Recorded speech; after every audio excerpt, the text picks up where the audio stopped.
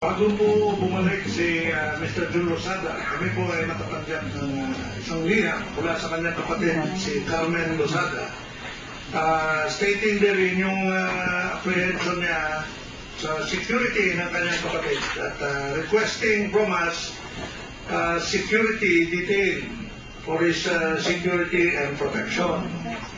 Ito po ay nasabayan din, bato na different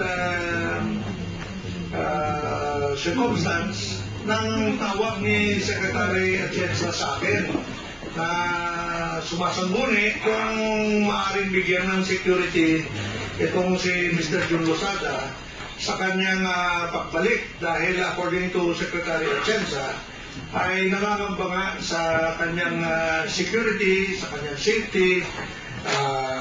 Very anxious siya dun sa nabalitaan niyang pagdating niya ay siya'y huhulihin, may arrest order for him at gusto niyang mabigyan siya ng security. So kami ay tumugon dito sa request na to at pagdating ni Mr. Jun Losada, yung team ng Police Security Protection Office ay humingi rin sa kanya ng isang written letters na sinulat niya sa sarili niyang kamay, requesting for security.